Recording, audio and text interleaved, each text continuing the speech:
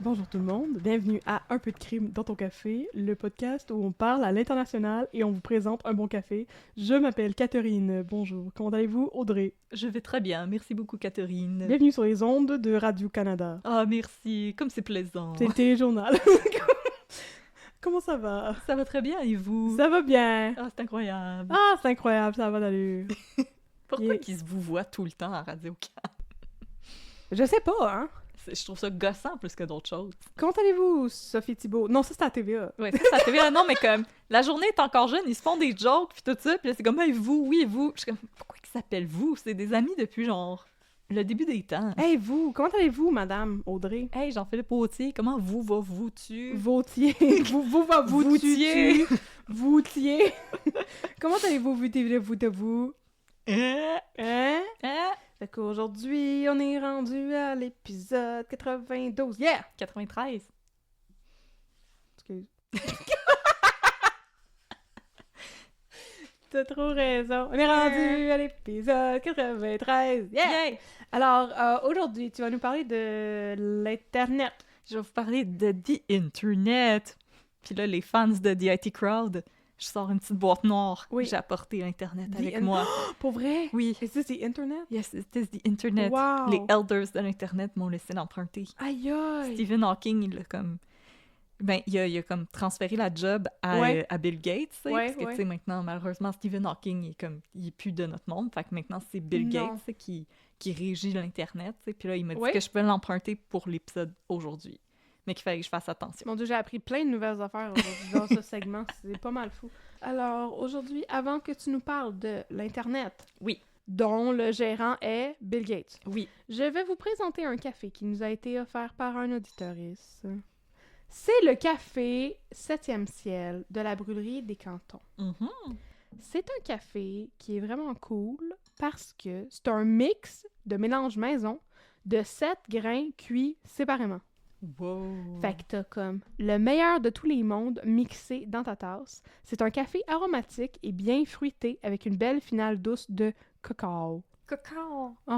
Oh. Comme des rôtis au cocoa. Oh, ça c'est bon.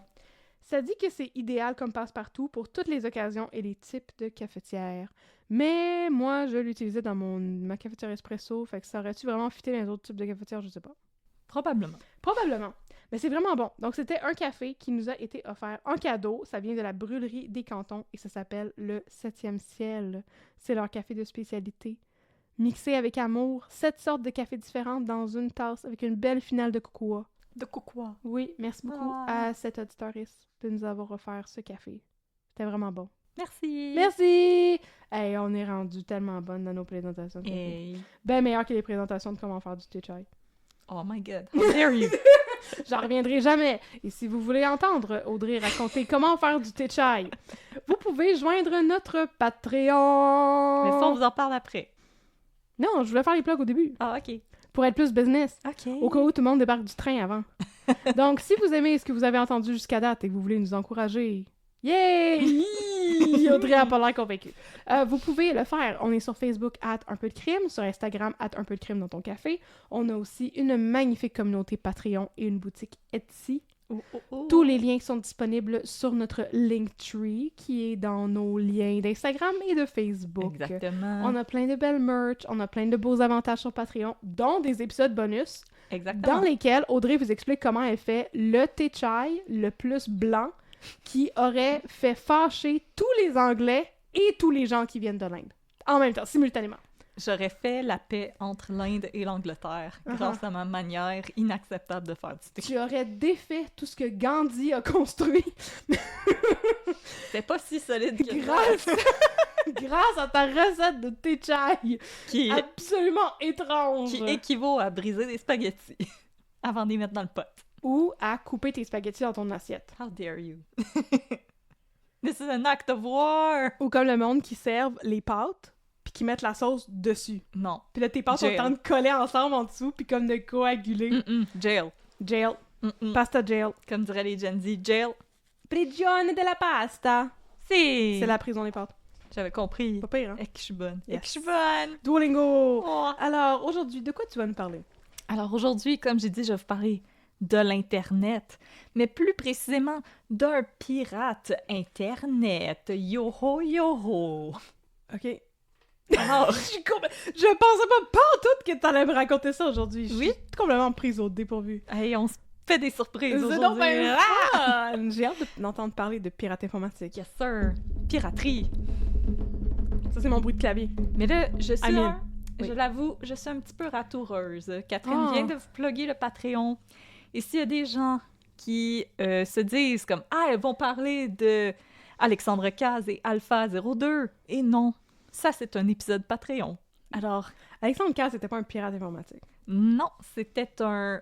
Un rapper! C'était un kingpin. C'était un pimp. C'était Pimp Alex 92. Oui, c'était un motherfucking PIMP. Alors, si après cet épisode, vous vous dites « Mon Dieu, je veux continuer d'écouter Audrey me parler d'Internet en des termes vraiment précis avec toute son expertise! » Yeah! Sachez que notre épisode sur Alexandre Caz est disponible sur les Patreons et qu'il est excellent. On y joue à The Price is Right avec des produits illicites. Ah! On a aussi un épisode sur Mafia Boy, donc c'est pas de Mafia Boy non plus que tu vas me parler, à moins que tu aies juste décidé de réécrire l'épisode que j'ai déjà fait. Je te ferais jamais ça. Ça aurait été... Ça serait été bizarre. insultant. Je trouverais ça vraiment étrange comme expérience. Mais en même temps, c'est cool parce que tu le raconterais avec ta twist à toi. Mais non, on refera pas d'épisode. Non. Alors non, aujourd'hui, je vais te parler de Sébastien Vachon Desjardins, le pirate de Gatineau. Ça se lave pas vraiment comme surnom. Non, vraiment pas. Alors, mes sources, un épisode Le de pirate enquête. de Gatineau. Ouais. Un article dans Le Droit et dans la presse et un article du Centre canadien pour la cybersécurité. Wow! Et là, je m'excuse à l'avance. Je ne suis pas une experte des technologies. Non? J'ai fait de mon mieux. On sait à peine utiliser un micro-ondes. Exactement. Mhm. Alors, mon histoire débute en juin 2020, alors que la pandémie de COVID-19 bat son plein. J'ai jamais entendu parler. Jamais entendu parler. Pendant que la population s'efforce d'optimiser sa recette de pain aux bananes, l'école de médecine de l'Université de Californie à San Francisco, elle, travaille d'arrache-pied pour développer un vaccin qui nous permettra de sortir de chez nous pour nous rappeler d'à quel point on haït porter des jeans et jaser avec nos collègues. Ouais. pour nous rappeler à quel point on haït sortir de chez nous. Voilà. Le 1er juin 2020, les recherches sont cependant freinées lorsque les systèmes informatiques sont paralysés. Lorsqu'on tente de voir ce qui empêche les scientifiques de travailler, une note apparaît. 5.1. Bonjour. Vos fichiers sont chiffrés. Si, pour une raison quelconque, vous lisez cette lettre avant que nous n'ayons terminé de chiffrer, cela s'explique par le fait que votre ordinateur ralentit et que votre pouls s'accélère par votre habileté à éteindre le tout pour accélérer le processus. Qu'est-ce que ça veut dire, Pour ça? arrêter le processus. Qu'est-ce que ça veut dire, cette phrase-là? J'ai juste copié le truc en français, mais c'est que Ok, les fichiers sont en train de se chiffrer, fait que là, comme ton réflexe, ça serait d'éteindre ton ordi pour arrêter le processus.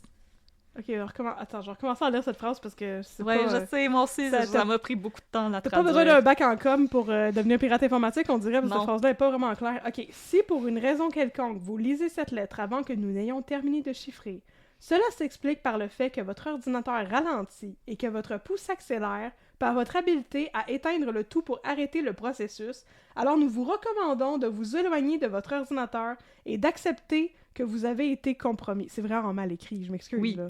Ok. Oui, c'est le mieux que j'ai pu faire. Si bol! Non, mais je veux dire, c'est pas de ta faute, là. Mais dis-toi que C'est du shade à c'est Sébastien Vachon Patentaga. c'est un message en russe qui a comme été traduit, là. Oh mon Dieu, ok. Éteindre ou redémarrer votre ordinateur ne résultera qu'en la perte totale de vos données sans possibilité de les recouvrer. Nos algorithmes d'encryption sont très forts et vos données sont très bien protégées. La seule manière de récupérer vos données est de coopérer avec nous afin d'obtenir le programme de décryptage. N'essayez surtout pas de recouvrer vos données sans ce programme. Vous pourriez les endommager et elles seront impossibles à recouvrer. Pour nous, c'est une simple question d'affaires et pour vous prouver que nous sommes sérieux, nous allons décrypter un seul de vos fichiers gratuitement. Vous n'avez qu'à vous rendre sur notre site web, à y télécharger le fichier encrypté et il sera décrypté gratuitement. Également, sachez que vos données sensibles ont été volées par nos experts et si vous décidiez de ne pas coopérer avec nous, vous vous exposeriez à de graves conséquences avec le gouvernement si nous ne parvenions pas à nous entendre. Les temps de verbe dans cette phrase n'ont pas de sens pantoute. Cette situation n'est pas une première pour nous. Le refus de coopérer avec nous aurait des conséquences graves sur la réputation de votre entreprise et vous risqueriez de perdre la confiance de vos clients en plus de devoir faire face aux questions incessantes des médias. Discutez avec nous et vous pourriez être surpris d'à quel point nous pourrions rapidement arriver à une entente sans que cet incident soit rendu public. Fin de la lettre. La deuxième scène s'en vient dans pas long. Ok, je garde ça. En plus de nous avoir forcés à lire une mauvaise fanfiction de Tom Clancy, les hackers demandent à ce qu'une rançon de 3 millions en bitcoin soit payée par l'université. L'heure étant grave, l'université fait appel à un négociateur qui tente de faire baisser la rançon à 780 000 $US. Un journaliste de la BBC assiste aux conversations et en fait le transcript. Donc, Catherine va jouer le hacker et ne modifie pas les mots. D'accord. Et traduit mot pour mot. Gardez ce 780 000 $ pour acheter du McDo à vos employés. C'est un petit montant pour nous. Je suis désolée. Moi, je suis le négociateur. J'espère que vous comprenez que ce n'est pas une blague pour moi. Je n'ai pas dormi depuis plusieurs jours parce que j'essaye de trouver une solution qui vous convienne. Tout le monde me voit comme un échec parce qu'ils sont convaincus que tout est de ma faute. Plus cette situation s'éternise et plus je me hais et souhaiterais que ça se termine d'une manière ou d'une autre.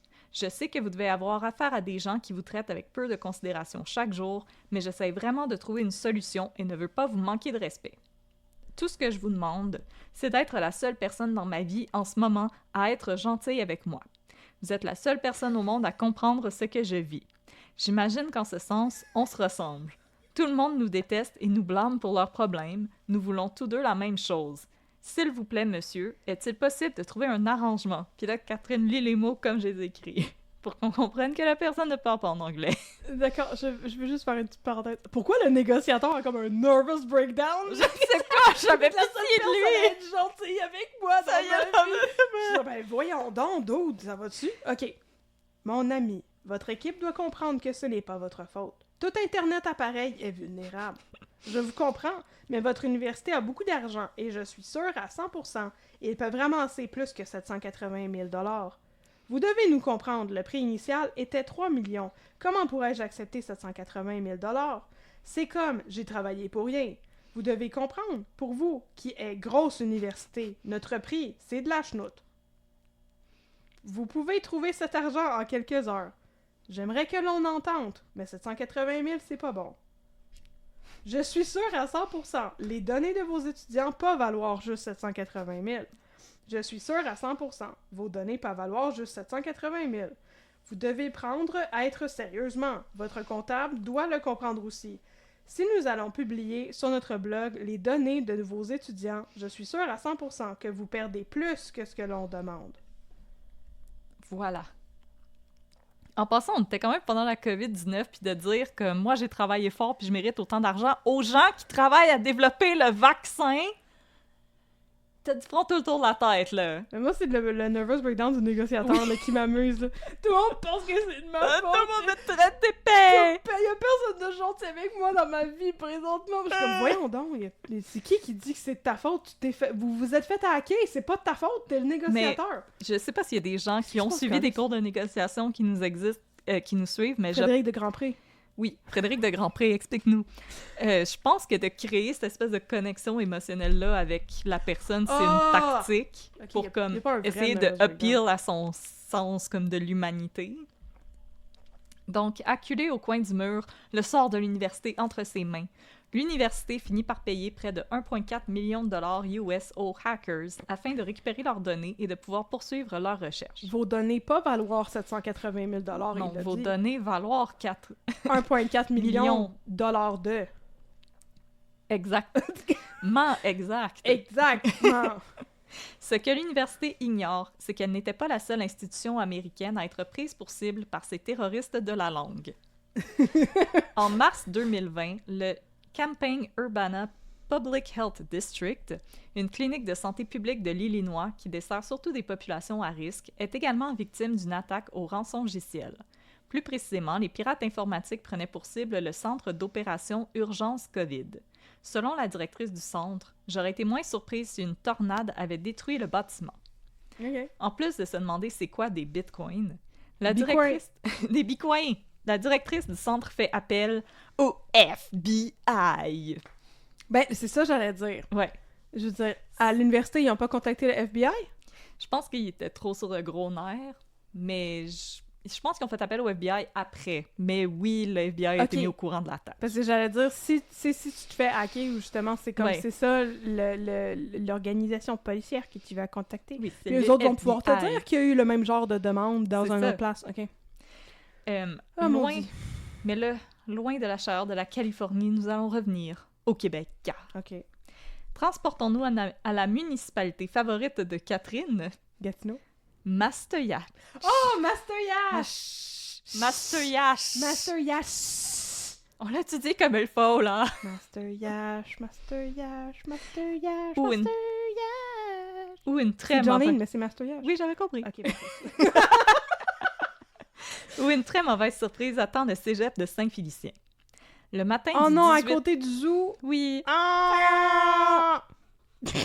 On imitait les chèvres. Les chèvres, quand ils ont su que c'était fait pirater.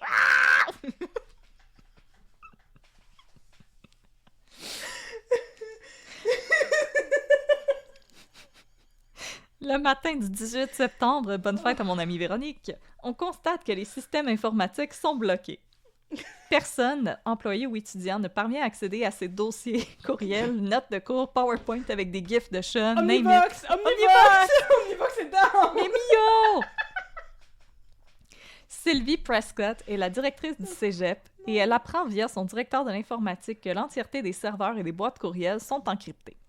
Au moment où on a compris qu'on était sous attaque, notre premier réflexe a été d'appeler les autorités ministérielles qui nous ont dirigés vers une firme spécialisée au niveau des cyberattaques. Toutefois, celle-ci tient à mettre une chose au clair.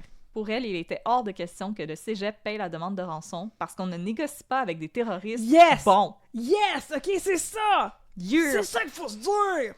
Nous sommes le 17 janvier 2021 et un gestionnaire de Montmagny, une petite ville située à l'est de Lévis, petite ville. Et un fonctionnaire de Montmagny, ça. C'est ce qui est écrit sur sa page Wikipédia. Ah ben là, c'est correct, c'est correct. Et un fonctionnaire souhaite avancer du travail pendant la fin de semaine. Toutefois, en n'arrivant pas à se connecter à son poste à distance, il s'aperçoit que tous les systèmes de la ville sont figés. Non! Il contacte le technicien informatique et c'est là que celui-ci tombe sur la note qu'on vous a lue plus tôt et qu'on n'ira pas une deuxième fois parce qu'on doit embrayer un moment donné. La note avec tous les problèmes de temps de verbe puis les phrases qui n'ont pas de bon sens? Ah bon, OK. Cette fois-ci, le hacker semble avoir ajusté ses attentes et demande plutôt une rançon de 1 million en bitcoin pour que la ville de Montmagny récupère ses données. Tu penses sûrement que la ville de Montmagny a 1 million en bitcoin? Pourquoi t'insultes nos auditoristes de Montmagny, là? Non, mais la ville de Montmagny! Je pense pas. Les municipalités sont pas riches, non, là! Non, vraiment pas. Mais c'est bien random. Ouais, le cégep de Saint-Félicien. La ville de Montmagny. Il y a d'autres cibles aussi qui vont arriver tantôt. C'est bien random. Un dépanneur à Chibougamau. Non, mais c'est comme... Je sais pas. Une grand-mère de... T'as qu'à aller à la place parce qu'il y a de l'argent. Il aurait pu hacker l'université McGill. Oh, tu sais? How dare you? Non, je sais. Mais non, on dirait que ça a été planifié par quelqu'un qui sait pas comment ça marche, les institutions. Écoute, on va s'en parler. Ah, d'accord. Ou le collège privé où je travaille. Oh! Qui demeurera sans nom. Non, mais il y en a des cégeps privés aussi. Oui, ben en plus, le cégep de Saint-Félicien, il est minuscule, là. Ben oui, parce que c'est à côté du zoo. Tout le monde est au zoo. C'est un tout petit cégep pour les sciences de la nature. Mm-hmm. Puis ils ont encore le programme de fourrure. Le programme de coureur des bois? Oui. C'est comme ça que t'échanges au labé. Partie 2. C'est quoi un rançongiciel? Si, contrairement à moi, vous avez jamais eu à vous taper une formation de 3 heures agrémentée de clip art et de stock photo, sachez que je suis jalouse. Mm-hmm. Sachez aussi que c'est ici que votre chance se termine parce que je m'apprête à vous expliquer c'est quoi un rançongiciel. Prends des notes, Yes McCann.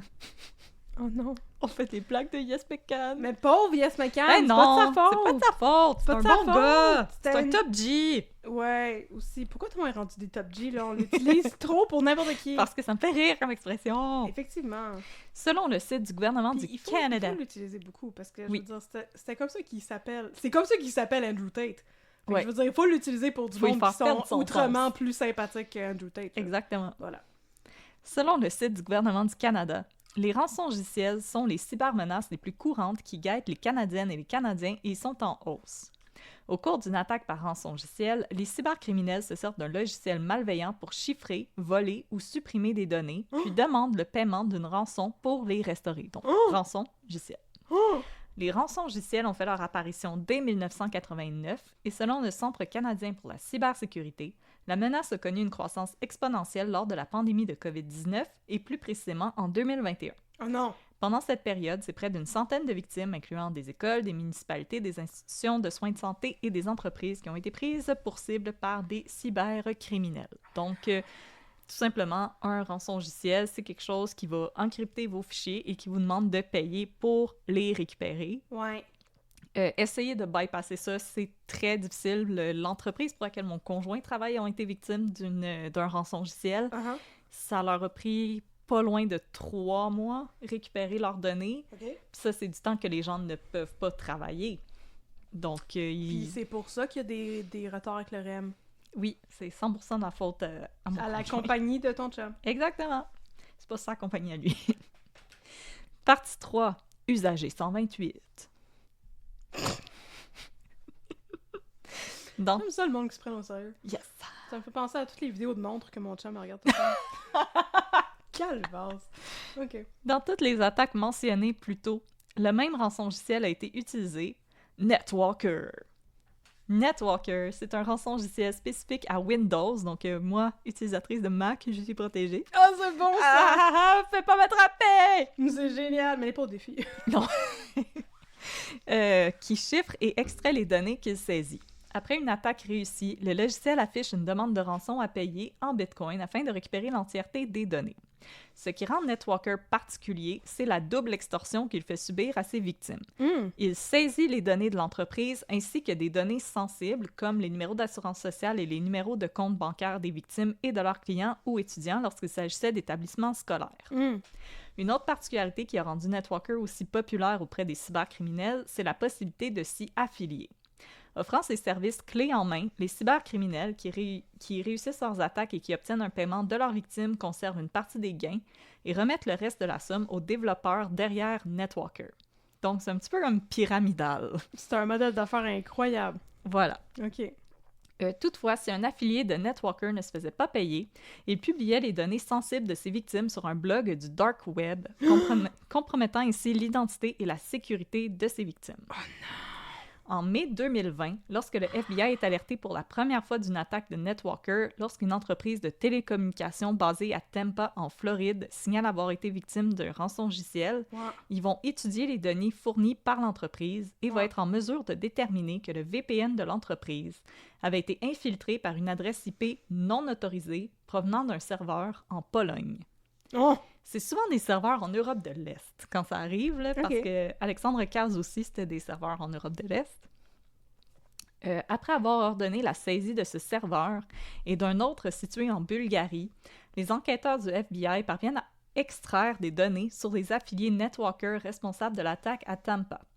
Parmi les noms d'utilisateurs, un retient particulièrement l'attention de l'agence, car il semblait être l'un des affiliés les plus prolifiques, l'utilisateur 128. En remontant le fil, les enquêteurs du FBI parviennent à localiser l'utilisateur 128 en banlieue de Gatineau. Yeah! Je vais prendre de l'eau. Fierté québécoise! Pas vraiment. Partie 4. Grand Theft Auto Outaouais. Oui. Oui, bien sûr. Ouais, je prends ça bien au sérieux jusqu'à la fin. Ouais.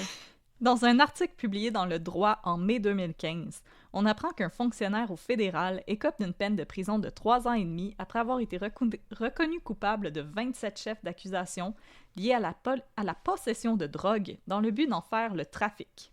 La procession de Dog. La procession de Dog. Oui. Cet homme, c'est Sébastien Vachon Desjardins, surnommé Gâteau par ses acolytes. Gâteau. Gâteau Vachon. Sébastien Vachon Desjardins. Je la comprends, je la trouve juste pas drôle. C'est correct. Bon, Oh my god, c'est pour ça que t'es pas un Top G. C'est vraiment pour ça que je suis pas un Top G. Gâteau. Ah, c'est ça que ça veut dire, Top G, Top Gâteau. Top gâteau.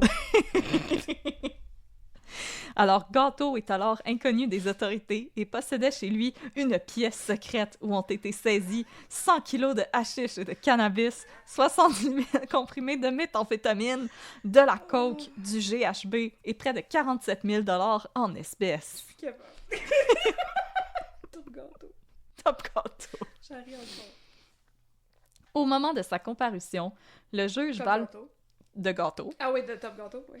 Le juge Valmont-Beaulieu s'avoue être confus par les choix de vie de Gâteau.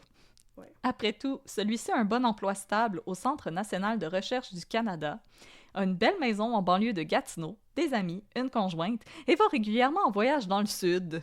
Je sais pas pourquoi le juge doit mentionner ça. T'as un maudit beau bronzage! T'as tout pour être heureux! T'es un gâteau au chocolat! T'es même pas un gâteau! Puerto Vallarta! T'es même pas un moon pie! T'es un Joe Louis, tellement t'es bronzé! Oh, ça c'est bon, ça, les Joe Louis! Ce qui est troublant, oui. là je vais citer le juge. Ce qui est troublant dans cette situation, c'est que vous êtes issu d'un milieu pro-social. Vous n'avez rien d'une famille dont le père et le grand-père trempent dans ce milieu. Puis là, excusez, monsieur le juge, les femmes aussi, on peut être dans le milieu criminel. Hein? Tout ce qui se passe dans cette histoire-là me fait penser à complètement lycée depuis le début. Comme quand il y avait le gars qui parlait avec son frère, puis il était comme « On est dealer, on meurt dealer, comme notre grand-mère! » Non, mais c'est... De quoi qu'il parle? Dans un milieu pro-social. Yes. Comme full social. Non, mais c'est parce qu'on le sait. Il est pas anti-social, il est pro-social. Non, mais c'est parce qu'on le sait maintenant que c'est juste des stéréotypes contre les hackers, que c'est du monde qui sort jamais de leur sous-sol, puis qui ont pas de vie. C'est pas ça. C'est pas ça la réalité de ça. Mais là, il s'est pas fait arrêter pour être un hacker, il s'est fait arrêter pour... dealer de la drogue. Dealer de la drogue. Mais il me semble qu'il faut quand même que tu pour sois social pour dealer de la drogue. Pour être un top gâteau. C'est ça. Il faut, oui. Pour être un top GHB, tu sais. Top GHB. Voilà, troisième scène, elle s'en vient. Ah, yes, OK. Mais là, le juge lui dit, vous pouvez revenir. Même votre conjointe vous avait dit, j'avais hâte qu'il se fasse arrêter. Tu peux sacrer ton camp aussi, mademoiselle. J'ai fait hâte qu'il se fasse arrêter. Oui, tu peux sacrer ton camp aussi, mademoiselle. Comme j'ai laissé mon chum parce qu'il trempait dans des affaires pas nettes. C'est très valide comme raison pour crisser quelqu'un là. Oui, absolument. Selon le lieutenant détective de la police de Gatineau, Denis Simard, Vachon Desjardins, alias Gâteau, avait si peur de perdre son emploi au sein du gouvernement, quand il a été arrêté, qu'il est convaincu que celui-ci a appris sa leçon. Il aura donc la gueule par terre quand, en novembre 2019, il apprend non seulement qu'après sa sortie de prison en 2016, Gâteau a pu réintégrer la fonction publique, mais qu'en plus, on le soupçonne d'avoir repris du service dans le monde du trafic de stupéfiants. Le domicile de... C'est stupéfiant! Oh, c'est stupéfiant! Le domicile de Vachon Desjardins est mis sous surveillance par la police de Gatineau. Et, un dimanche après-midi, un agent ayant pris le suspect en filature informe Denis Simard que celui-ci s'est rendu avec sa conjointe à l'intersection de la 640 et de la 40, ou de la 6-Cassard, pour y effectuer... La 6-Cassard? Oui, c'est une joke de l'entreprise, la 640, ou ça rentre sur la 640, ou sort sur la 6 qui sort, je sais plus comment te le dire! 640 et la 6-Cassard! Oh wow, ok, oui. Pour y effectuer une rencontre avec des individus louches. Oh non. Une petite commission du dimanche après-midi, quoi! Ouais. À son arrivée, Vachon Desjardins sort de son véhicule un lourd baril rempli d'amphétamine sous les yeux bien écarquillés du lieutenant Simard qui s'exclame « Scène 3 ». Ok. Je comprends pas ça. Je vais l'expliquer après. J'ai jamais dans ma vie gueulé après un gars de même. Quand ma mère me crie après de même, c'est parce qu'elle m'aime. Je croyais en toi. On croyait tous en toi. Comment oses-tu? Bon, c'est peut-être plutôt ce que Tyra Banks a gueulé à Tiffany Richardson dans la saison 4 de America's Next Top Model. Oh non! OK. Mais j'étais pas là, vous étiez pas là, vous pouvez pas dire que c'est pas arrivé. C'est vrai. En février 2020, Simard procède pour une deuxième fois à l'arrestation de Vachon Desjardins, mais les accusations ne suivront que quelques mois plus tard. Puisque informer un employeur qu'un de ses employés a été mis en état d'arrestation ne fait pas partie du mandat de la police, selon le lieutenant Simard, merci de ne pas m'envoyer des courriels me disant que je dis du pipeau, Sébastien Vachon Desjardins est toujours fonctionnaire et libre. Partie 5, Skank Hunter. OK. De l'autre côté de la frontière, les enquêteurs du FBI sont parvenus à trouver d'autres informations sur l'utilisateur 128. OK. Skank. Skank. Entre autres, Skank. OK. Entre autres, ils peuvent affirmer que c'est lui qui était responsable de la cyberattaque dont a été victime l'Université de Californie à San Francisco. Lors de cette attaque, l'utilisateur 128 laisse derrière lui 2 adresses courriel. La première, skankhunter@gmail.com. Pourquoi c'est tout le temps tellement cringe? C'est une référence au... Big D Hunter 6969. Voyons donc, c'est tellement cringe. Film porno non censuré. Oh, film le triple X. Pas avec Vin Diesel. Top G. Top Gâteau. Skank Hunter est une référence au 2e épisode de la 20e saison de la série South Park. Skank Hunt. C'est encore mieux. Dans cet épisode... ça va de mieux en mieux. Ça va de mieux en mieux. Pardon. Oui. Dans cet épisode, Skank Hunt 42 est le pseudonyme adopté par Gérald, le père de Kyle, pour faire du cyberharcèlement.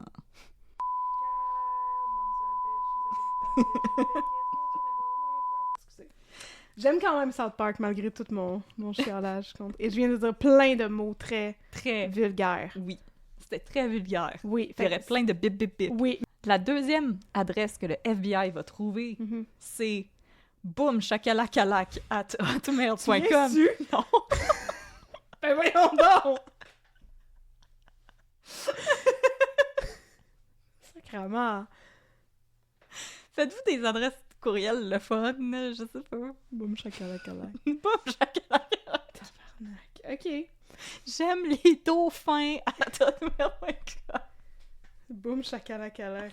Boum. Et quant à elle, une référence à la chanson qui était number 1 au hit parade en 1993. Bien sûr.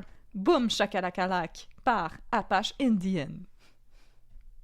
Apache autochtone. Oui. Ben, il y a des personnes qui sont indiennes aussi. Ouais, non, je sais. Alors, il doit y avoir des gens qui sont indiens et apaches. Peut-être. Manifestez-vous! Comme le monde sur Internet qui sont comme « Je suis 8% écossais! Oui. » Bon, ça doit être ça. OK, oui. Pour le FBI, il ne fait plus aucun doute que leur suspect est une personne blanche.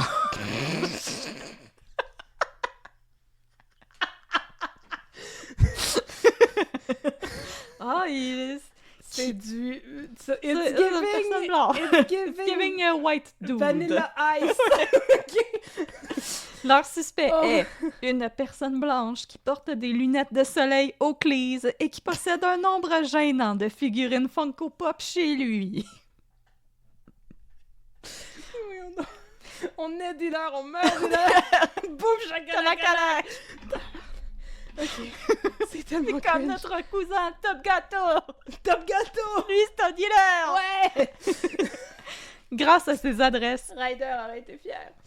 Oui. Grâce à ces adresses, le FBI parvient à trouver l'identité de leur suspect. Sébastien Vachon Desjardins, alias Gâteau, un résident de Gatineau, de l'autre côté de la frontière. Gâteau. C'est comme quand il y avait Jean-Nicolas Véro dans District 31, là, il était un gangster puis il s'appelait genre Boulette ou je sais pas quoi. Il l'appelait Boule ou une affaire de comme c'est qui a choisi ton nom de gangster? Gâteau. D'accord.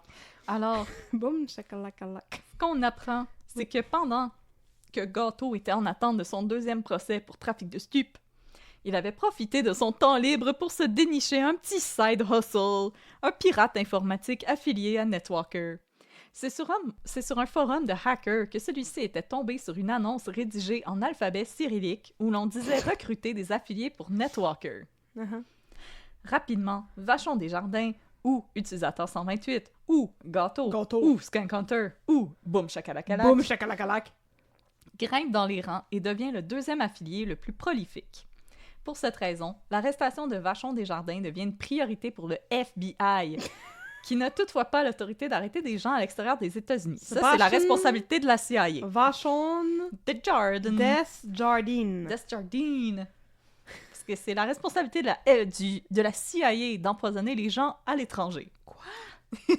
Quoi? Et d'installer des dictateurs. Non, j'ai pas fait ça. Pinochet. Lafsen Pinochet. Lafsen Pinochet. Ya. Le FBI fera donc appel au bon lieutenant Simard de la police de Gatineau, le Carl Hanratty du Frank Abagnale Jr. de Sébastien Vachon Desjardins. Calvasse, toute une référence.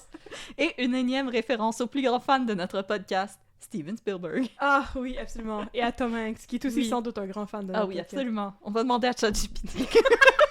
Probablement que Tom Hanks nous aime beaucoup.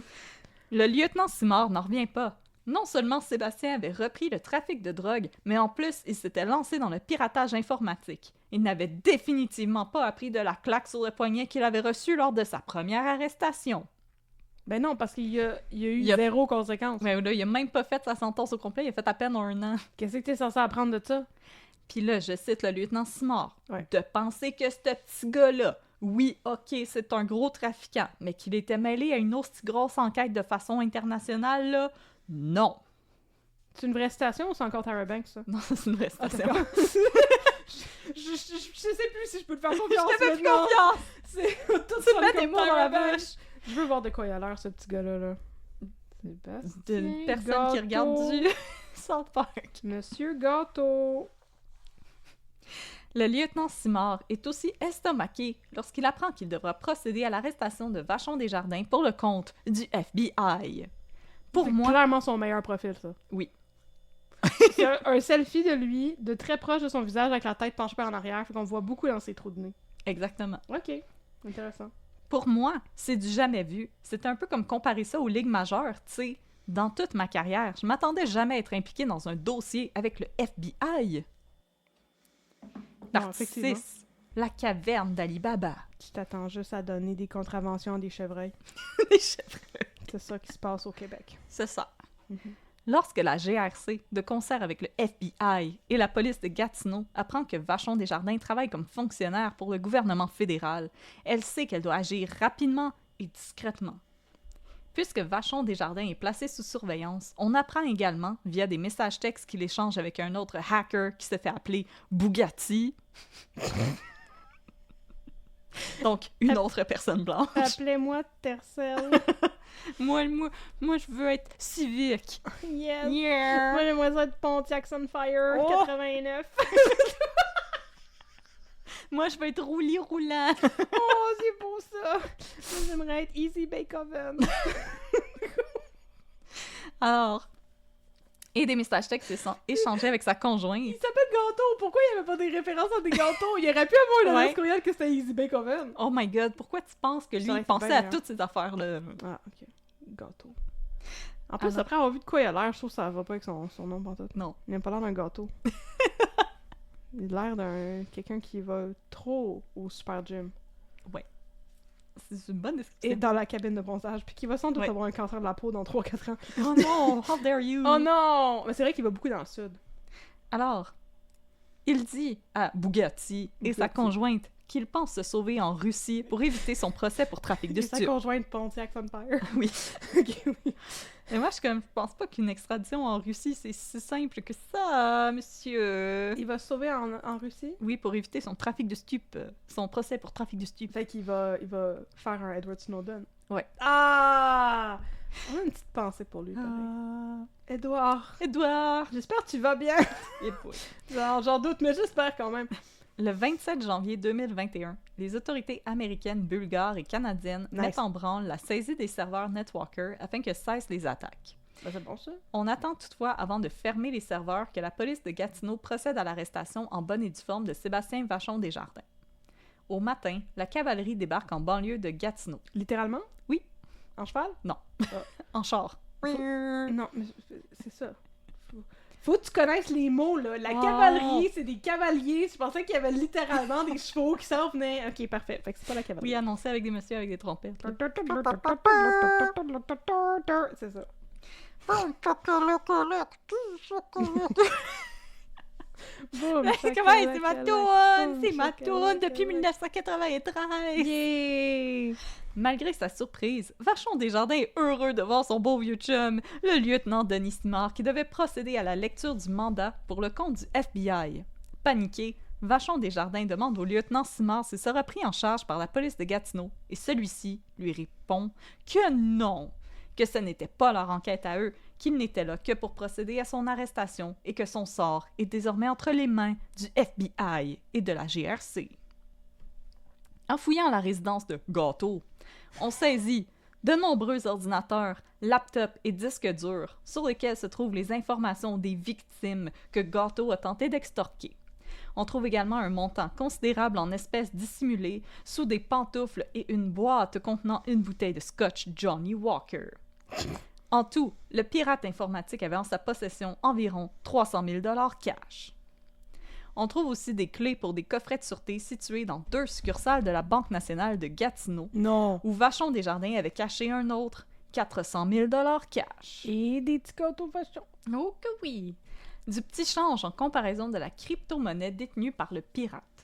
Les autorités saisissent le portefeuille virtuel de Vachon Desjardins, qui contenait alors 719 bitcoins, alors estimés à plus de 30 millions de dollars canadiens. Nice. À l'époque, c'était la plus grande saisie de bitcoin. À des fins de comparaison et parce que je sais que c'est le genre de détails qui intéressent Catherine, Allô? quand les autorités thaïlandaises ont procédé à l'arrestation d'Alexandre Kaz, alias Alphabet, en 2017, celui-ci possédait 7,5 millions de dollars US en bitcoin, environ 10 millions en dollars canadiens. Donc, il y en avait quand même pas mal moins. Ah. Mais le bitcoin, ça fluctue beaucoup, alors je sais pas si on compare, c'est à peu près similaire. Dogecoin. Mais ça dépend parce que c'est à peu près dans les mêmes années aussi. 2017-2021, mais il y a eu beaucoup de fluctuations. Ouais. Comme présentement, ça vaudrait absolument rien. 719 bitcoins. Comme le bitcoin est en chute libre présentement, fait que ça vaut plus grand-chose. Je sais pas. Si vous le savez, vous pouvez nous le dire. J'ai pas mon œil rivé sur la bourse du bitcoin. Moi non plus. Là. D'autres affaires à faire. Ouais. D'autres affaires qui m'intéressent dans la vie. Ouais, super. Comme être un top gâteau. Top gâteau. Top gâteau! Les autorités saisissent également 20 téraoctets de données, ce qui est sûrement un chiffre bien impressionnant pour nos auditoristes qui trippent sur l'informatique. Alors, j'ai demandé à mon chum, et il m'a dit que c'est l'équivalent de la mémoire de 125 jeux Assassin's Creed ou 900 heures de vidéo HD. Non, dans ma tête, ça veut absolument rien dire. J'ai essayé de trouver une comparaison. Ben, moi, j'ai un disque dur externe de sauvegarde de 3 téraoctets. Fait que là, c'est combien de téraoctets? 20. Wow! Fait que c'est comme quasiment 7 fois 7 mon disque dur externe empilé un par dessus. C'est ça. Ok, ça je comprends. Oui, c'est gros. Une fois les appareils saisis, les autorités sont en mesure... Assassin's Creed, c'est quoi? Un après l'autre. T'es juste tout en même temps. Non, je sais pas quel nom t'as dit, mais c'est comme dans ma tête, c'est pas... Oui, c'est Assassin's Creed. Ouais, non, je sais, mais je veux dire, c'est comme...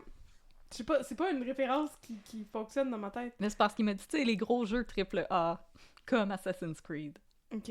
Ça vaut comme tant de mémoire, fait que c'est comme tant de fois ce jeu-là. Ok. Mais c'est gros comment en termes de terrain de football, là, ça?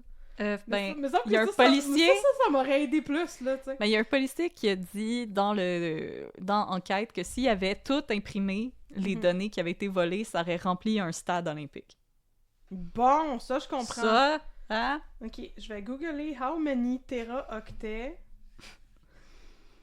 How many terabytes is a football field? Google va juste te répondre non, c'est pas de même que ça marche. Oh, mon internet a planté. Oh non! T'as brisé l'internet! Mais ma question est changée. Je vais avoir la réponse un jour, gars. Une fois les appareils saisis, les autorités sont en mesure de dresser un portrait précis du modus operandi de Vachon Desjardins, ainsi que du nombre exact de victimes qu'il a fait. À ce moment, il faut savoir qu'on ignorait que des entreprises canadiennes avaient été visées par le pirate de Gatineau. L'enquête se concentrait alors sur les entreprises américaines qui s'étaient fait prendre par Netwalker. Grâce aux informations obtenues, la GRC s'empresse de contacter les victimes faites de notre côté de la frontière. Parmi elles, le collège La Cité à Ottawa, soit le collège que Vachon Desjardins lui-même avait fréquenté pour y étudier l'informatique. Il leur a extorqué 300 000 $ canadiens en bitcoin. Tu y apprends là à faire de l'informatique. Puis là, lui, il utilise comme ça pour te voler. C'est comme ça qu'il te repaye. Bravo. La GRC fait toutefois face à un mur quand la majorité des victimes de Vachon Desjardins refusent de témoigner. Parmi elles, des cabinets d'avocats, des boîtes immobilières, des compagnies pharmaceutiques. Yes, McCann. Oui. Toutes n'avaient pas porté plainte et ne veulent pas collaborer à l'enquête de peur que leur nom ne soit révélé dans les médias. Partie 7, les aveux. Ah ben oui, c'est quand même... je comprends ça. C'est comme, on veut pas vraiment que vous sachiez qu'on se fait voler nos affaires. Ben non, tu veux pas que... Surtout si t'es genre un cabinet d'avocat, tu veux pas que le monde sache que toutes les données confidentielles de tes clients se sont ramassées sur une dark web. Pas le fun, hein? Linda, astérisque, non fictif, est un cabinet d'avocat. Elle est un cabinet d'avocat, elle est toute seule. Linda et Linda. Chez Linda et Linda, incorporé. Chez Linda et Bob. Oui. En attendant son extradition, Sébastien Vachon Desjardins passe 10 mois en prison avant de finalement décider de vider son sac. En novembre 2021, le pirate de Gatineau s'assoit avec 2 enquêteurs de la GRC au pénitencier de Gatineau. Il faudra 2 jours au jeune homme pour tout avouer. Grâce à cet entretien, la GRC parvient à identifier d'autres victimes et d'en apprendre plus sur le mode de fonctionnement de Vachon Desjardins. Quand les enquêteurs lui demandent pourquoi il s'était lancé dans cette voie malgré son bon emploi au sein de la fonction publique... Pourquoi tu te passes mal? Oh oui, aussi. Pourquoi t'as volé mes données? Vachon Desjardins admet avoir une addiction à l'argent. Il est comme l'oncle Picsou, il aime se baigner dedans. C'est cheap comme excuse, ça. J'aime vraiment ça le cash. J'aime ça le cash! Oh my god! J'aime ça me toucher en le regardant. T'avais juste à pas aller travailler pour la fonction publique. Je suis désolée, là, mais je veux dire, les fonctionnaires versus ce que le monde gagne dans le privé, c'est pas la même affaire, d'habitude. Fait que va juste travailler ailleurs, puis tu vas gagner plus d'argent.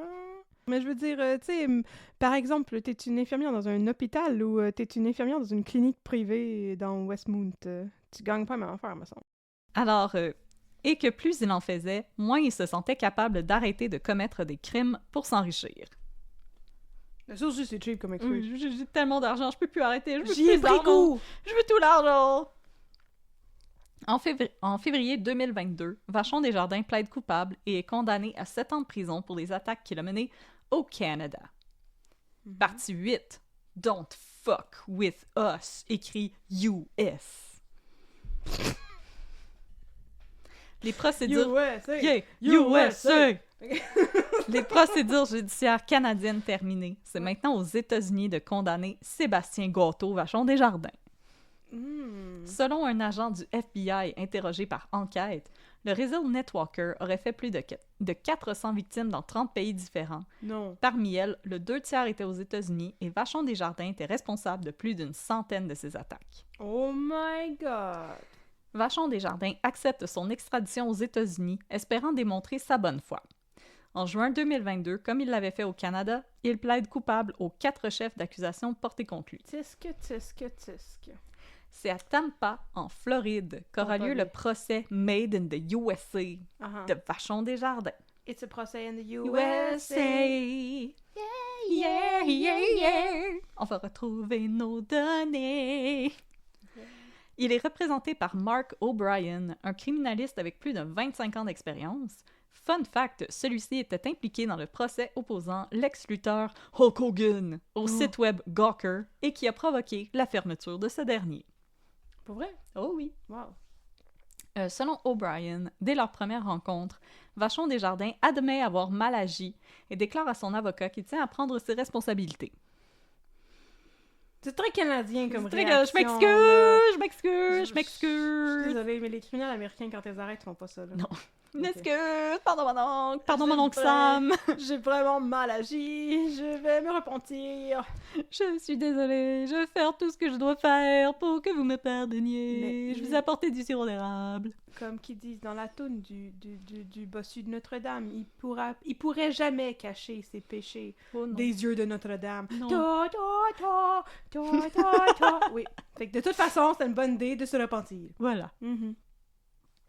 Alors, il dit qu'il veut passer devant le juge, admettre ses torts et présenter ses excuses. Ah ben c'est gentil, ça, merci. S'excuser au juge. M'excuse, monsieur. Monsieur le sorcier de la loi. Je m'excuse, pharmacie, telle affaire que j'ai hacké. Oui, je m'excuse pour mes fautes d'orthographe. Conduite de Sarasota. Excuse. J'ai hacké un Baskin Robbins, c'était pas correct. Je m'excuse, le 7-Eleven au coin de Hollywood Boulevard. Pour la prosécution, c'est l'avocat Carlton Gammons qui mène la charge. C'est un nom, ça. Oui. That's a name. That's a name. It's a very a name. Celui-ci admet qu'il s'agit du plus important cas impliquant un pirate informatique de sa carrière. Puisque Vachon Desjardins accepte de plaider coupable, Gammons et O'Brien s'accordent pour demander une sentence de 13 ou 14 ans, soit la peine la plus légère dans les cas de piratage informatique. Toutefois, malgré le fait que Vachon Desjardins se montre coopératif, Gammons déclare qu'il n'y a pas vraiment de facteur atténuant pouvant jouer en sa faveur. Ouais. Là, je cite, « Rien ne nous permettait de comprendre pourquoi il a commis de tels crimes. Il a grandi dans un milieu parfaitement normal avec 2 parents qui l'aimaient et il avait un bon emploi. Il était attiré par la part du gain et a fait plusieurs millions grâce au crime. » Oh non! Grâce au crime! Oh non! Mais le crime ne paie pas! Péché. Le crime ne paie pas! Le crime ne paie pas! C'était un véritable séraphin! Oui. Viande à chien. Il aurait pu arrêter après les premiers millions, mais ne l'a jamais fait. Tous seront donc estomaqués lorsque le juge va rendre sa sentence. 240 mois, soit 20 ans de prison ferme. Yeah.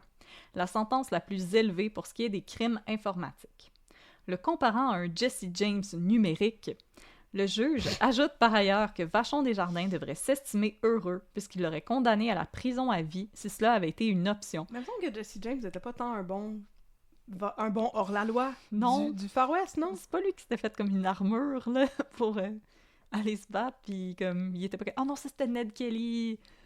Non, c'est ça, Jesse James, il était juste... Je veux dire, il a été tué puis par sa propre gang quand il était relativement jeune, fait.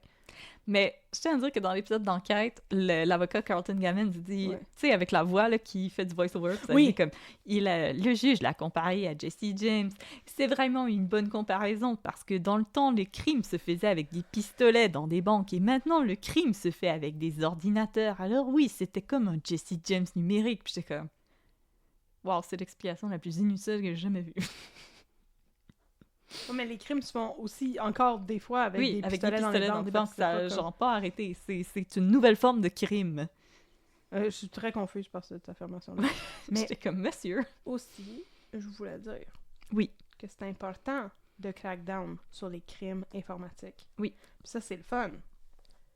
Mais en même temps, le système de justice américain, il est fait weird. Oui. Puis tu pourrais te ramasser 20 ans en prison si t'es une personne noire puis que tu te fais pogner avec du crack sur toi. Assez pour ta consommation personnelle. Fait que c'est un petit peu étrange.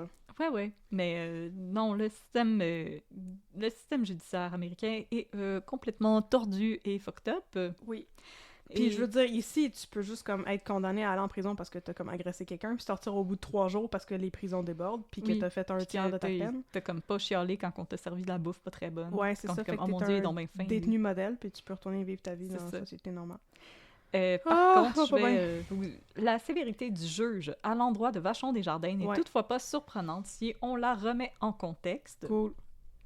Alors, le 7 mai 2021, le système d'oléoduc Colonial Pipeline, situé à Houston, au Texas, est paralysé par une cyberattaque au rançongiciel et force, le 9 mai, le président Biden à déclarer l'état d'urgence. L'attaque a résulté en une pénurie d'essence et une des plus importantes hausses du prix de l'essence des dernières années. Oh non! Au final, l'entreprise a été forcée de payer une rançon de 4,4 millions de dollars au groupe de hackers DarkSide et malgré les efforts déployés par le FBI, seuls 2,3 millions ont pu être récupérés.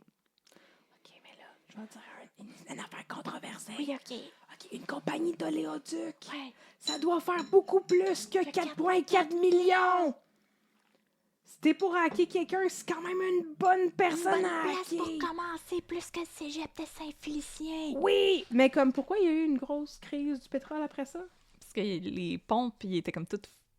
Comme ils pouvaient plus Ah, c'est savoir... juste parce qu'ils ont arrêté de fonctionner. Oui. C'est pas à cause de l'argent que la compagnie d'oléoduc a perdu. Non, c'est que la Ok. compagnie était complètement paralysée. Oui, parce Ils que c'est pouvaient poche plus parce que fournir. c'est le little people qui paye Oui. pour ça, mais je veux dire, une compagnie d'oléoduc, c'est quand même un gros méchant de la société. Oui, mais je sais pas si vous vous rappelez, là, C'est la comme panique si que les quelqu'un gens, a ils mettaient hacké. du gaz dans des, Oui. dans des sacs Ziploc, là, Dans des jerrycans puis des sacs blocs, ouais. parce qu'il y avait plus de gaz. Mais c'est comme, on veut pas donner d'idée à personne, mais Non, si non, quelqu'un non. qui allait hacker Northvolt, par exemple, ça, Oh, ça non. pourrait... Non, non, non. Non, le FBI qui nous écoute, là, on n'a rien Non, fait. non, la non, GRC, non. On n'a pas dit ça, non, non, non, non. Mais non, moi aussi, quand j'ai Mais vu j'ai comme, de la oh mon misère à Dieu, voir. ça leur a coûté 4,4 millions! Je suis comme, Ben, c'est c'est comme de me faire croire que c'est pas du pocket change pour eux. Mais c'est comme si tu me dis, on a hacké genre McDonald's ou Walmart, tu sais, c'est comme... Puis ils ont oui, accepté non, de payer 1 million. Oui, c'est comme, non, je m'en sac, c'est un gros méchant, c'est un gros méchant. C'est pas un mom and pop store, là, Non, c'est non. pas une petite compagnie. Ou une compagnie qui est en train de développer des vaccins pour la COVID, là. Oui, ou c'est pas une école non plus qui pourrait être subventionnée par le public. Whatever. Ça, Ou c'est une grosse compagnie qui roule sur le cash. La clinique... On a hacké Amazon, ils ont dû payer 2 millions, c'est donc triste. Ouais, Jeff Bezos, il rit, là, il se mouche avec 2 millions, Ouais, là. c'est ça. Mais non, en Lui, plus... c'est pas une piscine de scène, c'est il se mouche dans des billets. Oui, il se mouche dans des... Il se mouche d'un gros C'est brun, le nouvel là. oncle Picsou. OK. Bon, fait que c'est à cause de ça que le juge n'a pas été clément, même si son nom était Exactement. Roger. C'est ça. Depuis cette débâcle, la lutte au rançongiciel est devenue une priorité pour les États-Unis et d'autres pays de l'Ouest afin de mettre de la pression sur le gouvernement russe que l'on soupçonne d'être les véritables responsables de la cyberattaque contre Colonial Pipeline Ah! pour qu'ils s'attaquent aux organisations criminelles qui ont recours aux attaques au rançongiciel pour s'enrichir. Mais pourtant, la Russie a tellement un bon track record, je comprends pas d'où Non, ça vient. les ces usines actes-là. à trolls, ça vient pas de là. Voyons donc, et l'ingérence dans nos élections pis tout ça, je sais même pas de quoi tu parles. Non, puis il y a pas comme constamment du monde qui se font comme tuer par des espions russes, comme dans Oh la my god, how réalité. dare you! Ils se sont enfargés puis ils ont tombé à pleine face dans une fenêtre, ça arrive à tous les jours. Ils ont empoisonné leur thé eux autres mêmes. Eux autres même, je fais cette erreur à tous les jours moi-même. Ça n'a pas du tout rapport Ça avec m'apprendra des à mettre mon efforts de plutonium contre-espionnage puis tout ça. À côté de mon sucrier.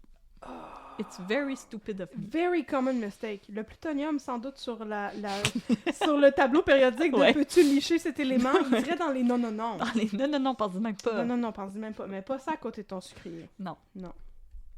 Alors, Wow, OK. mais étrangement, la Russie se montrant très peu collaborative envers ses nouveaux efforts contre les rançongiciels. C'est étrange. Oui. La sentence donnée à Vachon Desjardins en était donc une qui servait d'avertissement aux autres pirates Ouais. informatiques qui souhaitaient s'attaquer à la sweet freedom des Americans. American, fuck yeah! Prologue. Oui. Rendu hors d'opération Non, en raison de... C'est épilogue. Ah, t'as raison. Prologue du tabac. C'est vrai, je m'excuse. Je connais pas les mots. Épi de maïs log. Épilogue. Rendu hors d'opération en raison de l'attaque au rançongiciel Netwalker, le centre de santé publique Champaign-Urbana n'avait plus le choix et a pris la dure décision de payer la rançon. Champaign-Urbana. Yes. Jesus Christ. En Illinois. Illinois? Illinois! Come on, feel the Illinois. Exactement. Comme Soufiane Stevens. T'as lu dans ma tête. Mon album préf. En négociant, on parvient à faire baisser la somme demandée à 45 bitcoins, soit l'équivalent d'environ 370 000 US. 6 jours plus tard, la clinique parvient à récupérer l'entièreté de ses données. La somme qu'on leur a extorquée ne sera jamais remboursée, et ce malgré l'arrestation de Vachon Desjardins, parce que ce n'est finalement pas lui qui était derrière cette attaque. OK. Le Pourquoi c'est FBI... l'épilogue, ce soir-là? Hein? Pourquoi c'est l'épilogue? C'est même pas lui qui est derrière ça? Mais c'est parce que c'est eux qui ont appelé le FBI en premier. C'est C'est comme là que le FBI ont commencé à être sur la scénette. C'est à cause d'eux que j'ai des tonnes de Soufiane Stevens en tête maintenant? Ben là, je pense pas que c'est en plein. Non. Effectivement. Le FBI poursuit son enquête pour démasquer d'autres affiliés du réseau Netwalker, mais doit le faire sans l'aide de Sébastien Vachon Desjardins. Son avocat Mark O'Brien déclare toutefois comprendre la décision du jeune homme. Après tout, ses complices pourraient décider de s'en prendre à sa famille ou ses amis, et la sécurité de Vachon Desjardins elle-même pourrait être compromise pendant son emprisonnement. Un peu comme il a compromis celle de ses victimes en publiant leurs informations privées sur le dark web, tu sais. Ah! Je dis ça de même. Isn't it ironic? Isn't it ironic? It's like rain! Non, c'est ça. OK, parfait.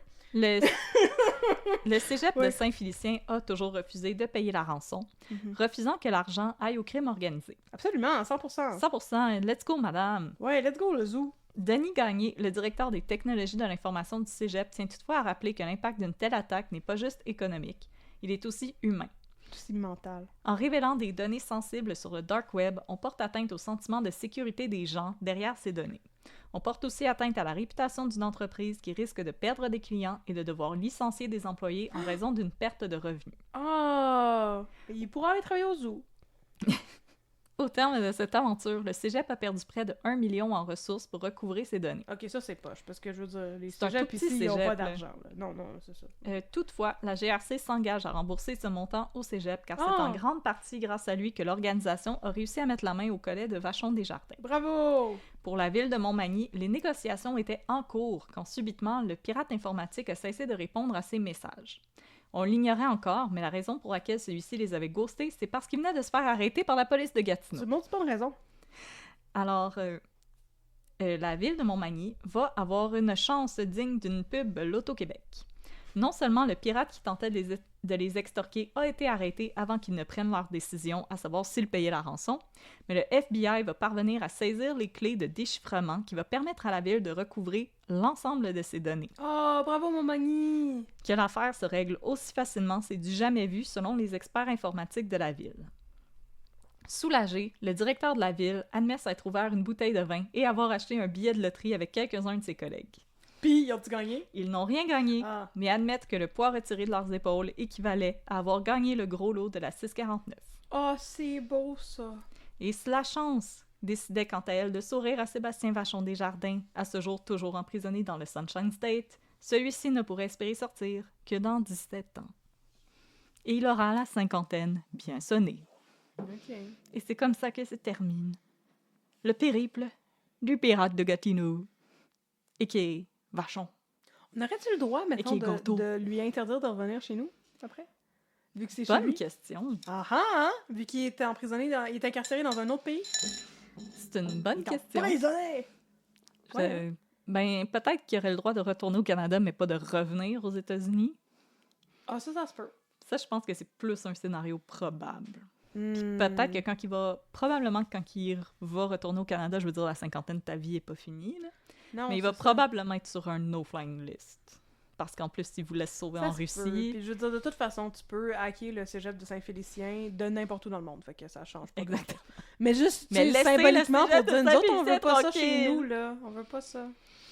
Ça, Va-t'en. je sais pas s'il y a des gens qui nous écoutent et qui auraient la réponse. Il y a toujours quelqu'un qui a la réponse. Ah, Dites-le nous. ah, Et là, ah. parce que ce cas il était un petit peu plus court que ce que je fais d'habitude. Ben, c'est bien correct. Ouais, finalement, Ça fait une heure on qu'on a jase, fait ça. Mais j'ai quand même décidé de vous donner un update Ah, sur une célébrité ici à Un peu de crime dans ton café. oui, c'est vrai! Le juge de Lille! Ah! Que se passe-t-il avec lui? Vous êtes nombreuses à avoir écrit « Allô, allô, avez-vous vu un update? Allô, allô, allez-vous Allô, faire un allô, update? allô, Allô, update? » Alors voilà, je réponds à votre demande, ma gang de maudits et de A-t-il maudites. encore l'air d'un squelette? Absolument. Nice. Il a l'air de l'empereur Palpatine. Oui, vraiment beaucoup. Mais Alors. plus émacié. En effet. Mhm. Donc, pour ceux elles qui nous écoutent et qui disent « What the fuck, c'est ça, le juge de Lille? » Je vous invite à écouter l'épisode 56, « Un juge au banc des accusés. Ça fait un bout, ça. Ça fait un plus gros bout que ce que je me rappelais. Mais ça fait vraiment un bout. Oui. Alors, comme vous savez, c'est le juge qui a été accusé du meurtre de son épouse qui était lourdement handicapée suite Ouais. à une crise cardiaque. Mhm. Ça a été une très longue saga judiciaire à savoir si c'était du premier ou du deuxième degré. Et là, il était sorti de prison, mais là, finalement, on avait décidé qu'on reprenait le procès du début. Et maintenant, Le 14 mars 2024, l'ex-juge de la Cour d'appel du Québec, Jacques Delisle, a mis fin à une saga judiciaire ayant duré pendant près d'une décennie, lorsqu'il a plaidé coupable à une accusation d'homicide involontaire. Il s'évite ainsi un deuxième procès obtenu grâce à une décision exceptionnelle du ministre fédéral de la Justice. Ce deuxième procès devait avoir lieu car Delisle estimait avoir été victime d'une erreur judiciaire puisque de nombreux éléments de preuve avaient été détruits au cours de l'enquête. J'en ai parlé pendant l'épisode original. L'homme de 88 ans a été condamné à 1 journée de détention par la Cour supérieure après que celle-ci ait pris en considération les recommandations faites par l'avocat de M. Delisle et des procureurs du directeur des poursuites criminelles et pénales, le DPCP de District 31. Sonia. Exactement, c'est Sonia elle-même qui a décidé ça. Puis son patron, Pierre Chagnon. Exactement. L'ex-juge reconnaît donc avoir causé la mort de son épouse, Nicole Rainville, en 2009. Refusant de s'exprimer lui-même devant la cour, c'est son avocat, Maître Jacques Larochelle, qui a pris la parole pour son client. Celui-ci a admis avoir chargé une arme de calibre 22 et l'avoir remise à son épouse, qui, selon la version de M. Delisle, lui avait dit vouloir s'enlever la vie. Il l'aurait ensuite laissée seule pour faire ses courses et à son retour, il l'aurait retrouvée morte d'une balle dans la tête. Le procureur du DPCP, François Godin, tient à préciser que l'entente repose sur le fait que Delisle accepte de plaider coupable. Il précise toutefois que les deux parties ne sont toujours pas en accord sur la trame des événements. Je cite, « Les parties peuvent ne pas s'entendre sur une trame factuelle, mais arriver à la même conclusion juridique. » A également été pris en compte le fait qu'en raison de son âge, M. Delisle risquait d'être déclaré inapte à subir un procès, ce qui aurait résulté en de nouveaux délais. Maître Godin déclare donc Monsieur Godin déclare donc que M. Delisle reconnaît avoir causé la mort de Mme Rainville et que c'est tout ce qui importe aux yeux du DPCP. Pour le reste, c'est un cas de « agree to disagree ». L'avocat de Delisle, Maître Larochelle, estime toutefois que son client aurait dû être reconnu coupable d'avoir aidé à un suicide et non d'homicide involontaire. Je savais même pas que c'était un chef d'accusation. Toutefois, puisque dans les deux cas, son client aurait écopé d'une peine de détention de 1 jour, il a choisi de ne pas insister et d'accepter la sentence. Mais anyway, il va pas servir sa journée, right? Ben, il l'avait déjà servi. Ben, c'est ça, sous prétexte qu'il l'a déjà servi. C'est ça. Maître Larochelle avait également représenté Delisle lors de son procès en 2012 et celui-ci maintient à ce jour que la preuve de balistique ne tient pas la route. Donc, c'est comme ça que ça se termine, cette histoire. Homicide involontaire, on s'entend une fois pour toutes. On peut être d'accord ou pas, mais c'est le dernier mot que la justice a à dire là-dessus. Et M. Delisle a fait de la prison. Donc, je pense que on peut dire que justice a été rendue. J'imagine que oui. Même si... Je sais pas. Je sais pas, parce que ce qui me gosse dans cette histoire, c'est vraiment que je ne comprends pas pourquoi Nicole Rainville n'avait pas été mise dans une maison de soins. La famille avait l'argent pour... c'est ça. Elle aurait reçu les soins dont elle avait besoin, puis... Comme... L'aide médicale à mourir est devenue légale quelques années plus tard. Elle aurait pu mourir dans la dignité, entourée des gens qu'elle aime, doucement, dans le respect. Puis ça aurait été mieux. C'est vraiment la question qui m'obsède. Pourquoi que cette femme-là n'a pas été placée? Elle voulait être placée. Ouais. Elle avait même choisi la maison où elle voulait aller. Elle avait visité avec sa sœur. Mais peut-être que ça prend trop de temps. Tu sais que les délais sont trop longs ou... Ben, je sais pas, parce que c'est quand même des gens qui ont beaucoup d'argent. Ouais. Fait que je pense qu'ils peuvent payer pour avoir comme le top G des maisons de retraite. Encore le top G? Top G des maisons de Le retraite. top gâteau. Le top gâteau des maisons de retraite. Ouais. Fait que, en tout cas, j'espère que la famille de Mme Rainville ils vont bien, qu'ils sont satisfaits. Puis, c'est comme ça que cette saga se termine. Donc, j'espère que vous êtes contente d'avoir eu la fin. Et c'est ça. C'était déjà un très long cas à l'époque. Donc, voilà, maintenant, c'est terminé. Yeah! Une fois pour toutes! Et les gens de Lavaganza... pour la justice. Et les gens de Lavaganza devront payer des amendes de 600 000 $. Mon Dieu, qu'est-ce qui se passe-t-il? Mon enfant est en détresse. Et l'enfant de Catherine est en détresse! Non! Alors voilà, c'était les crimes du jour. C'est bon, ça? C'est bon? Maintenant, tu vas nous raconter une belle histoire. Ça me fait bizarre qu'on fasse pas les plugs. Ouais, mais c'est mieux de les faire au début, je trouve. Mais je sais pas, j'ai l'impression qu'il nous manque l'espèce de milieu. Ben, c'était bien le fun, bravo. Voilà, c'est le nouveau milieu. Mais c'est qu'on n'a pas discuté du crime. Tu vois, on discute du crime. C'est vrai, mais c'est parce que t'as transitionné vers le juge de l'île, fait qu'on a juste changé de sujet. C'est ça. C'était pour ça. Mais on peut discuter du... Ben oui, mais je veux dire, je l'ai dit, oui, je trouve que c'est bon de mettre des peines exemplaires parce que c'est comme des Faites-le crimes pas. qui sont... Mais non, faites-le pas, puis c'est bon d'essayer de dissuader le monde, mais comme le système de justice est fait tout croche. C'est à peu près ça que j'avais à dire, tu sais. c'était juste ça, j'avais juste ça à dire. Le système de justice, il est brisé. Il est comme la tour de Pise. Il est croche. Il est un peu croche. Et les gens se prennent en photo avec. Avec le système de justice? Oui. Mm-hmm. Ou avec l'Internet que je tiens ici dans mes mains. Wow! Mais il faut qu'on remercie les Patreons. Alors, nous allons remercier les nouveaux Patreons que nous avons accueillis dans les derniers jours. Alors, merci Constance Faubert. Merci Daria Desjardins. Merci Laurence Forget-Lamar. Merci Valérie Pajot. Merci Super Jen. Merci Karine Nollet. Merci Isabelle Bolduc. Merci Hélène Gauvreau. Merci Van Gogh. Nice. Merci Caroline Lahaye. Merci Mélinda Constant. Merci Véronique et Eva. Merci Marie-Pierre. Merci Claudine H. Merci Stéphanie Santerre.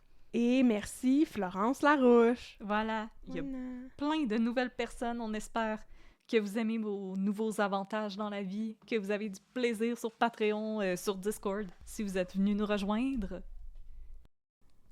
Pendant que Catherine découvre des fonctionnalités sur Google, elle m'a demandé de vous raconter un épisode de cette grande saga judiciaire qui est en train de marquer l'histoire du Québec. Je suis sûre que oui.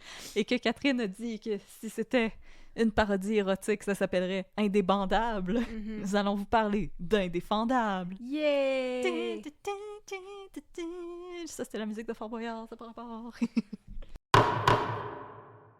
Fait que là, maître Côté, je vais vous raconter l'histoire du tueur de l'Ouest. Excusez, j'étais pas dans mon quartier de Montréal. Oh non!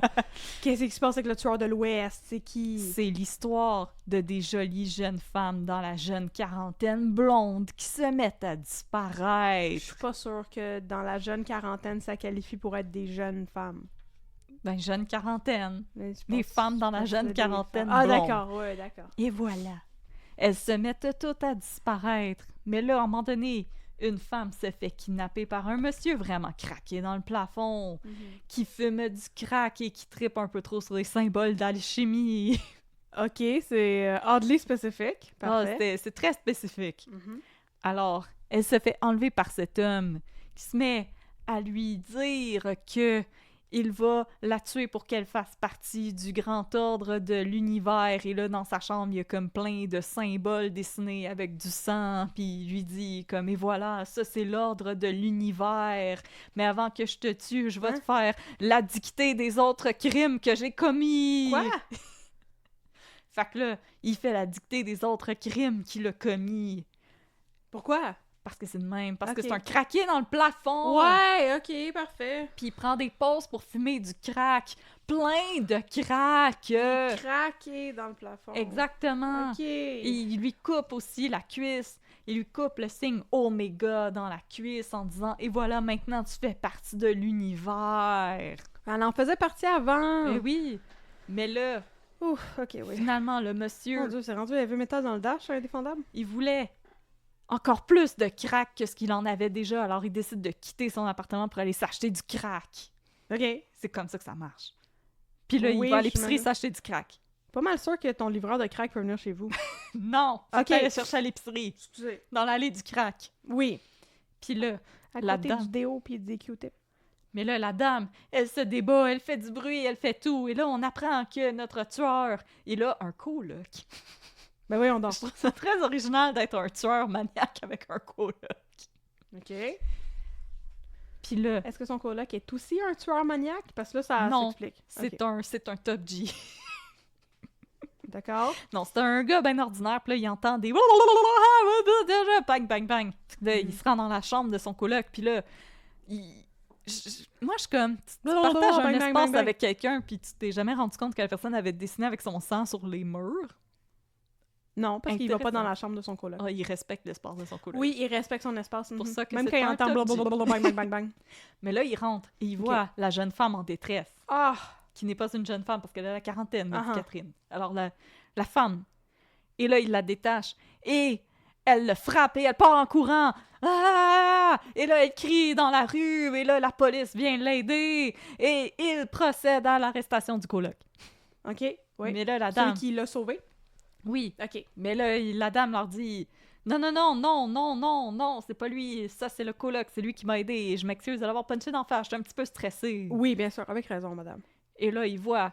Et là, elle dit, non, l'homme qui m'a agressé, il a... Il est presque chauve, mais c'était... Voyons, c'était celui qui engageait Caroline Néron pour Dupoun dans le District 31. Stéphane... Je sais son nom. Celui qui était... Je sais pas du tout de qui tu parles. Attends. Stéphane Demers? Je sais pas. Mais là, j'entends que mon chum s'en va enfin sauver mon bébé. T'attends. Stéphane Demers. OK, je sais pas de qui. Attends, on va te montrer sa face. C'est qui tu vas donner. C'était Daniel dans le District 31. Ah oui, OK. Lui, non, pas Daniel, en tout cas. Chose. Il était dans le District 31. Oui. Que là, elle dit non, il était quasiment chauve, il avait les yeux bleus, puis des tatous sur les jointures. Puis là, ils sont comme, ah non, on n'a pas le bon monsieur, fuck. Puis ces tatous disent « Live, laugh, love ». Non, ils disent, je suis un craqué dans le plafond. Mais il y a beaucoup de doigts. Ils sont chanceux parce que finalement, le gars il est encore en train de marcher pour s'acheter du crack. Fait qu'il le trouve bien facilement en train de prendre une marche pour s'acheter du crack. Puis il a de l'air de quelqu'un qui s'en va s'acheter du crack, fait qu'ils savent que c'est le bon gars, tu sais. Et là, il demande à être représenté par Maître Lapointe, aidé de Maître Sébastien Delorme. Maître Poupou McDonald. Maître Poupou McDonald. C'est qui Maître Lapointe? C'est Danny Pitt dans Une grande avec ça. Ah oui, Danny Pitt. Maître Danny Pitt. Maître Danny Pitt, ouais. Mais là, il décide d'aller questionner un ami du cégep du monsieur parce qu'on apprend que c'est grâce à lui que le tueur de l'Ouest a tout appris sur l'alchimie. Puis là, son ami du cégep est comme « Oh non, moi j'ai juste comme parlé d'alchimie, j'ai jamais pensé qu'il prenait ça au sérieux. » Non. Mais là, après que la police s'en va, il se suicide. OK. T'as l'air tellement convaincu. Oui, non, je suis super confuse. Et là, ouais. Le tueur de l'Ouest jure à Maître Lapointe et McDonald que c'est pas lui qui a tué ces femmes-là, qu'il était dans un délire de crack et qu'il s'est approprié les meurtres de son ami, puis que c'est son ami qui s'est suicidé qui avait commis tous ces meurtres, même si c'est lui qui était sur le bord de commettre un meurtre. Mais que non, c'était son ami, c'était pas lui. T'es en train de me confirmer que c'est un bon choix de pas écouter Indéfendable. Absolument. C'est quoi ce style d'intrigue niaiseuse-là? Et là, on s'en va en cours, tu sais, parce que c'est comme une série judiciaire. Ah oui, hein? oui. Faudrait pas l'oublier. Non. Des fois, les writers ont tendance à l'oublier, mais faut pas l'oublier. Oui. Et là, en cours, ils essayent de convaincre les jurés cette histoire et je me dis, my God, que je suis contente de pas avoir ta job en ce moment parce que ça fait aucun esti de sens. Non, c'est ça. Ça a pas beaucoup de bon sens. Et là, le tueur de l'Ouest est vraiment adamant que non, c'est pas lui qui a fait ça, c'est son ami, puis que c'est un délire de crack qui lui a fait croire qu'il avait commis des meurtres, puis là, c'est pas de sa faute, puis nanana. Mais là, finalement, le juré le reconnaît coupable d'avoir tué ses femmes. OK. Et sans là, aucune preuve? Il y a des preuves, mais mon cerveau a décidé de pas s'en rappeler. OK. Mais les preuves, c'est qu'il a dicté à la victime ses crimes avec énormément de détails. OK, donc, oui, ça, c'est plus une preuve, ouais. Avec la pire dictée PGL de toute la création. Absolument. Oh, pas de gérer la joie! Alors, la preuve, c'est la dictée et le fait qu'il y a, comme kidnappé une femme qui sortait du gym pour lui couper la cuisse avec un symbole oméga puis lui dire « Je vais te tuer pour que tu fasses partie de l'ordre de l'univers. » Oh, oui. Mais là, I like it. Indéfendable. Ils ont toujours cette tendance qu'après un procès, ils montrent qu'est-ce qui s'est réellement passé, tu sais. OK, ouais. Puis là, les avocats, ils font juste assumer que peut-être qu'ils ont fait une bonne job, peut-être qu'ils n'ont pas fait une bonne job, ils sauront jamais c'est quoi la vérité. Puis là, le tueur de l'Ouest, il dit « Oh my God, je suis en prison, qu'est-ce qui va se passer pour moi? » Puis le maître McDonald, a.k.a. Poupou, lui dit « Eh ben, on pourrait faire un appel, donc faire appel de la sentence. » Et là, le tueur de l'Ouest est comme « On pourrait faire ça. » Puis là, il fait un sourire de maniaque. Puis là, on voit en flashback que c'est effectivement son ami qui avait commis les autres crimes. Son ami du cégep qui s'est suicidé? Ouais.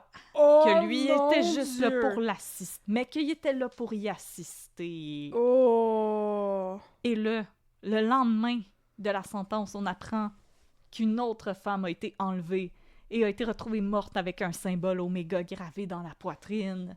Mais là, ça fait comme 20 épisodes de ça, puis ils sont pas revenus là-dessus encore, fait que je pense qu'ils ont oublié cette plotline-là. Mais c'est pas fini, Indéfendable. Stat, c'est fini. Ouais, mais j'ai pas fini encore. Ah, Je d'accord. suis en retard. Ah, d'accord. Fait que voilà, c'est l'histoire du tueur de l'Ouest! Je suis pas impressionnée du tout par ce plotline. Ouh! Je le prends pas personnel, c'est pas moi qui l'ai écrit. Non, je sais, mais je trouve que juste lui, qui est un craqué mental, qui consomme du crack, qui fait une confession à la madame qui allait tuer, c'est pas assez pour prouver qu'il était impliqué dans les autres meurtres. Non, en effet. Puis aussi... Je comprends pas c'est quoi cette preuve-là. Ben moi, c'est aussi... Ah oui, on va écrire un personnage de tueur en série, il fume du crack, il a des tatous, il kidnappe des femmes, et il y a des symboles sataniques partout dans sa chambre. Ouais. Tu peux-tu beurrer plus épais que ça? Je vois encore le pain en dessous, là. Ouais, effectivement, ça manque un petit peu plus de confiture. Oui, on dirait qu'ils ont dit à ChatGPT, vrai. écris-moi un tueur en série qui fait comme vrai peur. C'est vraiment weird. Non, je suis très contente de pas écouter Indéfendable. Continue comme ça. Ouais, mais on continue le même. Continue comme ça, c'est un bon Ouais. choix de vie. Ok, cool. Parfait. Ok. Tu peux écouter Indépendable, par exemple, si tu veux. Ouais, ça a l'air. Ça. Oh yes. All right. Bon, ben, la séance est levée. Yes!